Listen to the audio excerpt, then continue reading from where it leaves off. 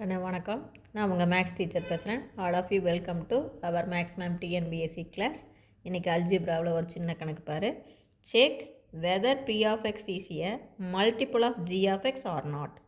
நம்மளை செக் பண்ண சொல்கிறாங்க. பி ஆஃப் எக்ஸ் அப்படிங்கிறது ஒரு மல்டிபிள், ஜி ஆஃப் எக்ஸு அப்படிங்கிறது பி ஆஃப் எக்ஸுக்கு மல்டிப்புளாக இருக்குமா அல்லது இருக்காதா அப்படின்னு கேட்குறாங்க. அதாவது இந்த ஜி ஆஃப் எக்ஸையும் இன்னொரு ஃபேக்டரியும் பெருக்கும்போது இது வரும் அப்படிங்கிறது செக் பண்ண சொல்கிறாங்க. எவ்வளோ தான். இப்போ ஒன்றுமே கிடையாது. இந்த இடத்துல இது பி ஆஃப் எக்ஸு, இது ஜி ஆஃப் எக்ஸு. இப்போ எக்ஸ் மைனஸ் 2 ஈக்குவல் டு 0ன்னு போட்டுக்கோ. ஏன்னா இது தான் ஜி ஆஃப் எக்ஸு தான் மல்டிப்புளாக பி ஆஃப் எக்ஸுக்கு மல்டிப்புளாக இருக்குமா, பெருக்கு தொகையாக வருமா அப்படின்னு கேட்குறாங்க. அப்போ ஈக்குவல் டு 0ன்னு போடு. அப்போ எக்ஸ் ஈக்குவல் டு -2 அந்தாண்ட போச்சுன்னா +2. அப்போ எக்ஸுக்கு பதிலாக 2ன்னு ஜஸ்ட்டு பிரதியிடு. அப்போ இங்கே 2 3 தரம் பெருக்கினீங்கன்னா 8. இங்கே 2ன்னு போட்டால் 2 4 4 5 20. இங்கே 2ன்னு போட்டிங்கன்னா 4 2 8. இது அப்படியே -3.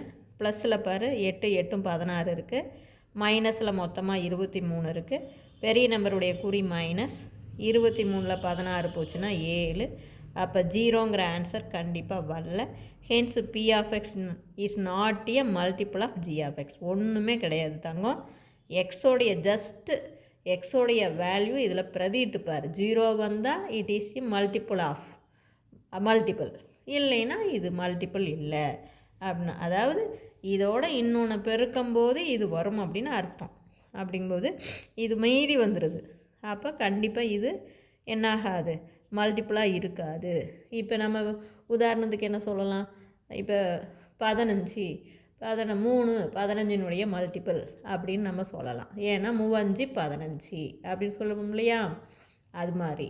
இப்போ அதே 15க்கு 4 15னுடைய மல்டிப்பிள் அப்படின்னா வராது. ஏன்னா 4ஆம் வாய்ப்படி எத்தனை தரம் போட்டினாலும் 15 வராது. அதனால் 4 15னுடைய பெருக்கு தொகையில் இல்லை அப்படின்னு சொல்லுவோம் இல்லையா, அதுதான். 4 எத்தனை தரம் பெருக்கினாலும் 15 வராது. அது மாதிரி தான் இது. புரியுதா? அதுதான். அப்படி ஜஸ்ட்டு வேல்யூ பிரதிட்டு பாரு. ஈக்குவல் டு 0 வந்தால் ஜி ஆஃப் எக்ஸ் ஈஸ் அது மல்டிபிள். புரியுதா?